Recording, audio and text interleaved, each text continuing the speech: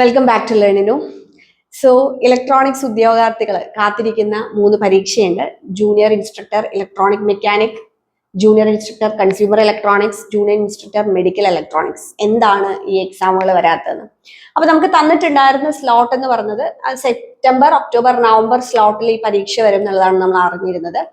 അപ്പൊ അത് പ്രകാരം നമ്മൾ സെപ്റ്റംബറിൽ ഉണ്ടാവുമെന്ന് വിചാരിച്ചു. അതിനുശേഷം ഒക്ടോബറിലും നമ്മൾ എക്സ്പെക്ട് ചെയ്തു. പക്ഷെ ഒക്ടോബറിൽ കലണ്ടറിലും വന്നിട്ടില്ല. സോ നമുക്ക് നവംബറിൽ എക്സാം ഉണ്ടാവും എന്ന് വിചാരിക്കാം.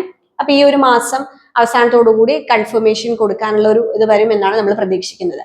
പക്ഷെ അവിടെ ജൂനിയർ ഇൻസ്ട്രക്ടർ അതേസമയം ഇലക്ട്രിക്കൽ ഒക്ടോബറിൽ വരികയും ചെയ്തിട്ടുണ്ട്. അപ്പൊ ഇവിടെ നമ്മൾ ശ്രദ്ധിക്കേണ്ട ഒരു കാര്യം എന്താണെന്ന് വെച്ച് കഴിഞ്ഞാൽ, അപ്പൊ ഈ 3 പരീക്ഷയും മിക്കവാറും ഒരുമിച്ചായിരിക്കും വരാനുള്ള സാധ്യത. ഈ ഒരു 3 എക്സാമും സിലബസിൽ കുറച്ച് ചേഞ്ചസ് ഉണ്ടാവും എന്നാണ് നമ്മൾ പ്രതീക്ഷിക്കുന്നത്. ഓക്കെ, കുറെ അധികം ടോപ്പിക്സ് സെയിം ആയിരിക്കും, പക്ഷെ എന്നാൽ കുറച്ചൊക്കെ സിലബസിൽ വ്യത്യാസം ഉണ്ടാവുകയും ചെയ്യും. സോ നമ്മൾ ചെയ്യേണ്ടത് എന്താണെന്ന് വെച്ച് കഴിഞ്ഞാൽ, നമ്മൾ പഠിക്കുക എന്നുള്ളത്. കാരണം ഒരു ഫ്ലോയിൽ വന്ന് നമ്മൾ ഒരു പക്ഷേ സെപ്റ്റംബർ അല്ലെങ്കിൽ ഒക്ടോബറിൽ ഉണ്ടാവും എന്നൊക്കെ പറഞ്ഞ് ചിലരെങ്കിലും ഒക്കെ പഠിച്ചു തുടങ്ങിയവരുണ്ട്. പക്ഷെ അവരെ ഒക്ടോബറിലും എക്സാം ഇല്ല എന്ന് പറഞ്ഞപ്പോൾ ഒന്ന് ബാക്കിലേക്ക് പോയവരുണ്ടാവും. അവരെ ഒന്ന് ജസ്റ്റ് മോട്ടിവേറ്റ് ചെയ്യുക എന്നുള്ളതും കൂടെയാണ്. കാരണം നമുക്ക് നെക്സ്റ്റ് മന്തിൽ തന്നെ അത് എക്സ്പെക്ട് ചെയ്യാനായിട്ട് സാധിക്കും. അപ്പൊ നിങ്ങൾ പഠിച്ചിരുന്ന ആ ഒരു ഫ്ലോ നിങ്ങൾ നഷ്ടപ്പെടുത്തണ്ട. അത് അങ്ങനെ തന്നെ കണ്ടിന്യൂ ചെയ്ത് പോവുക. ഒരു പക്ഷെ 3 പരീക്ഷയ്ക്കും നിങ്ങൾ പ്രിപ്പയർ ചെയ്യുന്നുണ്ടെങ്കിൽ അത് 3ഉം എന്തായാലും മെഡിക്കൽ ഇലക്ട്രോണിക്സും ഇലക്ട്രോണിക് മെക്കാനിക്കും ഒക്കെ കുറച്ച് ഡിഫറൻസ് ഉണ്ടാവും എന്താണെങ്കിലും.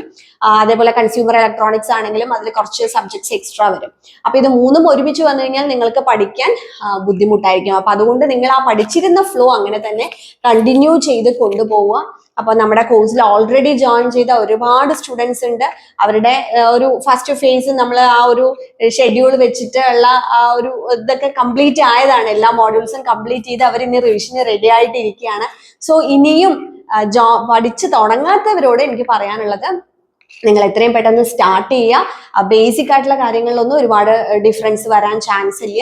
അതിനുശേഷം നമുക്ക് ഒരുപക്ഷെ ഈ മന്തിനോട് കൂടി സിലബസ് കിട്ടിക്കഴിഞ്ഞാൽ സിലബസ് അനുസരിച്ച് തന്നെ പഠിച്ചു തുടങ്ങാം. അപ്പൊ നമ്മളുടെ ക്രാഷ് കോഴ്സിൽ ജോയിൻ ചെയ്യണം എന്നുണ്ടെങ്കിൽ ഓൾറെഡി നമ്മളിപ്പം എക്സ്പെക്ടഡ് സിലബസ് ബേസ് ചെയ്തിട്ടാണ് ക്ലാസ്സുകൾ ഉള്ളത്. അപ്പൊ അതിൽ നിങ്ങൾക്ക് ജോയിൻ ചെയ്യാം. ഇപ്പൊ സിലബസ് വന്ന് അതിൽ എന്തെങ്കിലും ചേഞ്ച് ഉണ്ടെന്നുണ്ടെങ്കിൽ നമ്മൾ അതിനനുസരിച്ച് കണ്ടന്റ്സ് എല്ലാം റീഅറേഞ്ച് ചെയ്ത് തരുന്നതായിരിക്കും.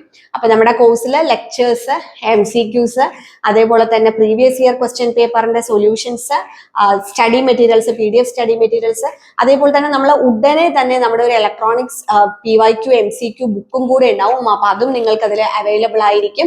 അത് കൂടാതെ നമ്മൾ ടെസ്റ്റ് എന്ന് പറഞ്ഞാൽ നമുക്ക് ടോപ്പിക് വൈസും മോഡ്യൂൾ വൈസും കമ്പൈൻഡ് ടെസ്റ്റും എല്ലാം ഉണ്ടാവും. അപ്പൊ ഇതെല്ലാം വരുന്ന കോഴ്സാണ് നമ്മൾ പ്രൊവൈഡ് ചെയ്യുന്നത്. ഇതിൽ നിങ്ങൾ ഈ 3 എക്സാമിനും പ്രിപ്പയർ ചെയ്യുന്നുണ്ടെങ്കിൽ അതിന്റെ കോംബോ കോഴ്സിൽ ജോയിൻ ചെയ്യാം. അതേപോലെ തന്നെ 2 എക്സാംസിനാണെങ്കിലും അങ്ങനെയും നമ്മൾ കോഴ്സ് സെറ്റ് ചെയ്തിട്ടുണ്ട്. ഇപ്പൊ ഇലക്ട്രോണിക് മെക്കാനിക്കും കൺസ്യൂമർ ഇലക്ട്രോണിക്സും മാത്രമാണെന്നുണ്ടെങ്കിൽ അങ്ങനെ നിങ്ങൾക്ക് കോഴ്സ് ചൂസ് ചെയ്യാം.